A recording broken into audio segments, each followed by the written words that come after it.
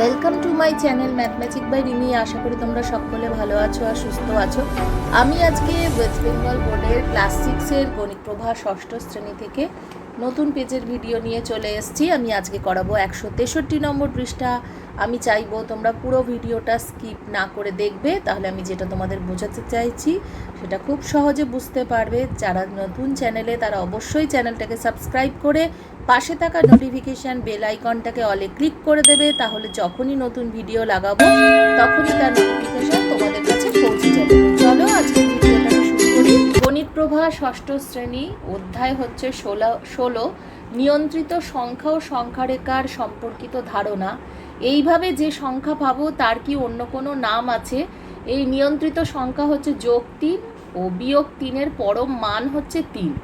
ঋণাত্মক ও ধনাত্মক ও ঋণাত্মক সংখ্যাকে এক সরল রেখায় লিখি ও সংখ্যা রেখা তৈরি করি। তো মাঝখানে শূন্য আছে, বাঁ দিকেরটা মাইনাস আর ডান দিকেরটা হচ্ছে প্লাস।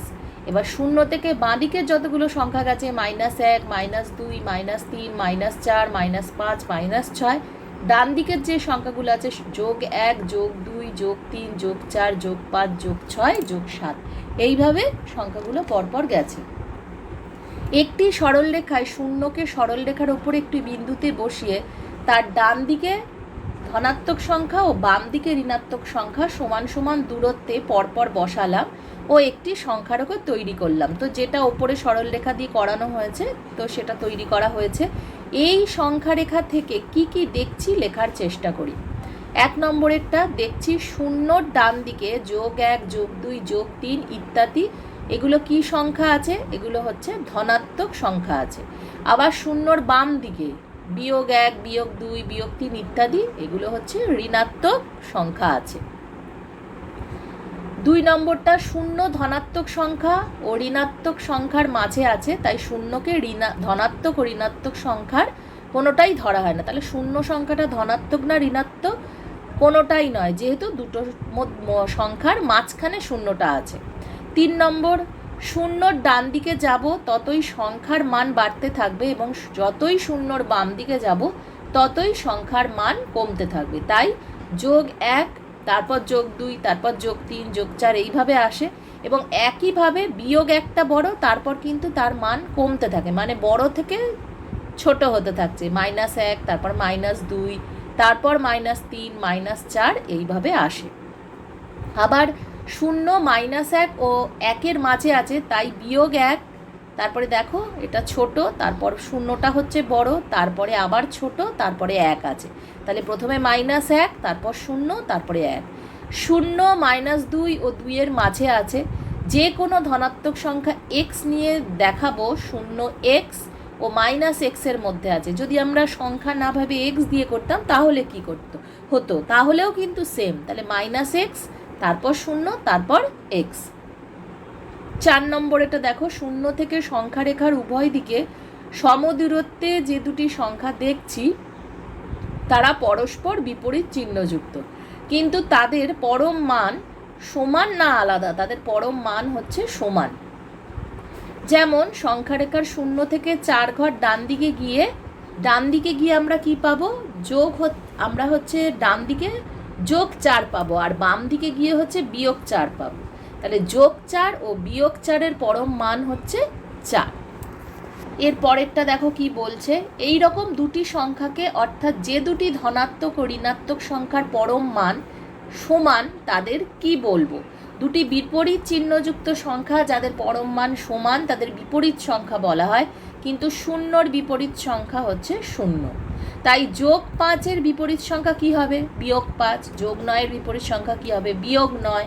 তারপরে কি বলছে দেখো, -6-এর বিপরীত সংখ্যা কি হবে? +6। -7-এর বিপরীত সংখ্যা কি হবে? +7। +10-এর বিপরীত সংখ্যা কি হবে? -10। -11-এর বিপরীত সংখ্যা হবে +11। তো এরকম তোমাদের লিখতে দিতে পারে বিপরীত সংখ্যা। তাহলে -7 আর +7 এগুলো হচ্ছে পরস্পরের বিপরীত সংখ্যা, এগুলোকে বলা হয় বিপরীত চিহ্নযুক্ত সংখ্যা। যাদের পরম মান সমান তাদেরকে বিপরীত সংখ্যা বলা হয়। এগুলো কিন্তু মনে রাখবে। এটা 163 নম্বর পৃষ্ঠায় ছিল। এরপরে আমরা পরের পৃষ্ঠায় চলে যাব। 164 নম্বর পৃষ্ঠায় দেখো, বিপরীত সংখ্যা পেয়েছি এখন আমি যদি বিপরীত রাশি খোঁজার চেষ্টা করি, কি পাবো দেখি। 1 নম্বর, 5 টাকা বেশির বিপরীত রাশি কি হবে দেখি। 5 টাকা বেশির বিপরীত রাশি 5 টাকা কম, যেহেতু বেশির বিপরীত কম, তাহলে আমরা এখানটা কি লিখবো, কম লিখবো। 5 টাকা কম মানে বিয়োগ 5 টাকা, তাহলে বক্সে কি লিখবো, যেহেতু কমের বিপরীত হচ্ছে বেশি, তাহলে এটা হচ্ছে বেশি লিখতে হবে। 2 নম্বর কি বলেছে দেখো, 2 নম্বর বলেছে 15 মিটার উত্তরের বিপরীত রাশি খুঁজি। 15 মিটার উত্তরের বিপরীত রাশি হচ্ছে 15 মিটার দক্ষিণ, তাহলে 15 মিটার দক্ষিণে মানে বিয়োগ 15 মিটার উত্তরে। 3 নম্বর বলেছে বিয়োগ 9 মিটার ওপরে ওঠা এর বিপরীত রাশি খুঁজি। বিয়োগ 9 মিটার ওপরে ওঠার বিপরীত রাশি 9 মিটার নিচে, ওঠার বিপরীত হচ্ছে নিচে, তাহলে আমরা এখানে কি লিখবো, নিচে। তাহলে 9 মিটার ওপরে ওঠা মানে বিয়োগ 9 মিটার। এরপরে আমরা 1 নম্বরের কোষে দেখি 16.1 যেটা আছে, সংখ্যা রেখা তৈরি করে নিচের সংখ্যাগুলো সংখ্যা রেখায় দেখাই ও নাম দিই। যোগ 5 বিয়োগ 2 যোগ 3 বিয়োগ 6 যোগ 2 আবার বিয়োগ 5, এই যথাক্রমে ABCDEF দিয়ে নাম দিই। তো প্রথমে মাঝখানে দেখো হচ্ছে 0, তারপর হচ্ছে যেটা যেটা বলেছে আমরা আগে লিখে নেব। বিয়োগ 1, বাঁ দিকের সংখ্যাগুলো ঋণাত্মক সংখ্যা হয়, বিয়োগ 1 বিয়োগ 2 বিয়োগ 3 বিয়োগ 4 বিয়োগ 5 বিয়োগ 6। এবার যেটার মান বলেছে দেখো, বিয়োগ 2-এ হচ্ছে তোমার বি, বিয়োগ 5-এ হচ্ছে এফ, বিয়োগ 6-এ হচ্ছে ডি, আমরা লিখে ফেললাম।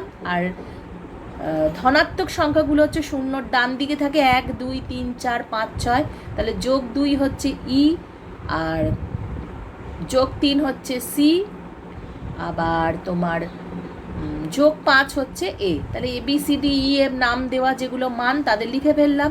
এবার এটা কি বলেছে দেখো, বি থেকে ই এর দূরত্ব কত ঘর মাপি। বি থেকে ই এর দূরত্ব মানে বিয়োগ 2 থেকে যোগ 2, তাহলে কতগুলো ঘর, 1 2 3 4, তাহলে 4 ঘর। আবার বি এরটা বলেছে এ বি এর থেকে কত ঘর ডান দিকে মাপি। এ বি এর থেকে কত ঘর ডান দিকে, তাহলে গুণে দেখো 1 2 3 4 5 6 6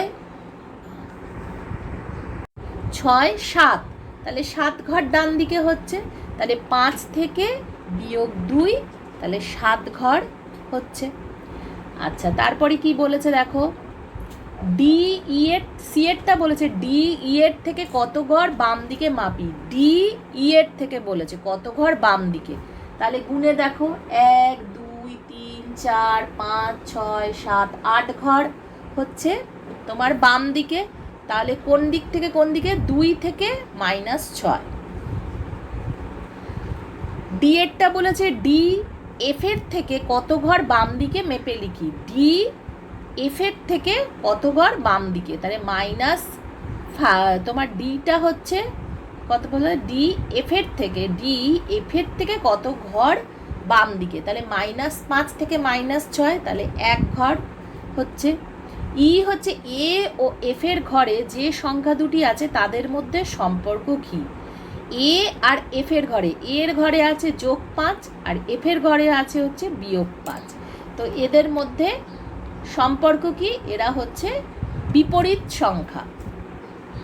বি ও ই এর ঘরে যে সংখ্যা দুটো আছে তাদের পরম মান কি, তাদের পরম মান কি। বি এ আছে হচ্ছে বিয়োগ 2 আর ইতে আছে হচ্ছে যোগ 2, তাহলে কি বলছে দেখো, তাদের পরম মান কি। তাদের পরম মান তো দুটোতেই 2 আছে, তাহলে 2 তাদের পরম মান। এ 2 এর এটা বলেছে দেখো, বিয়োগ 10 টাকা লাভ, তাহলে বিয়োগ 10 টাকা লাভ মানে কি, 10 টাকা ক্ষতি। বি বলেছে বিয়োগ 15 মিটার ওপরে, তাহলে 15 মিটার নিচে। সিটা বলেছে বিয়োগ 36 গ্রাম কম, তাহলে 36 গ্রাম বেশি। ডিটা বলেছে বিয়োগ 18 মিটার পূর্ব দিকে, তাহলে 18 মিটার পশ্চিম দিকে। বিয়োগ 23 টাকা জমা, তাহলে 23 টাকা খরচ। বিয়োগ 5 কিলোমিটার দক্ষিণ দিকে, তাহলে শুধু 5 কিলোমিটার উত্তর দিকে হবে। এটা ছিল 164 নম্বর পৃষ্ঠায়। আজকের ভিডিওটা যদি ভালো লেগে থাকে তাহলে একটা লাইক কমেন্ট শেয়ার করতে ভুলবে না। বন্ধুদের মধ্যে চেনা পরিচিতদের মধ্যে বেশি বেশি করে ভিডিওটাকে শেয়ার করে দাও। তারাও যাতে উপকৃত হতে পারে ভিডিওগুলো দেখে। তো চলো আজকের মতো এইটুকুই। সকলে ভালো থেকো। আগামী দিন আমি নতুন পেজের ভিডিও নিয়ে খুব তাড়াতাড়ি চলে আসবো। ততক্ষণের জন্য বাই।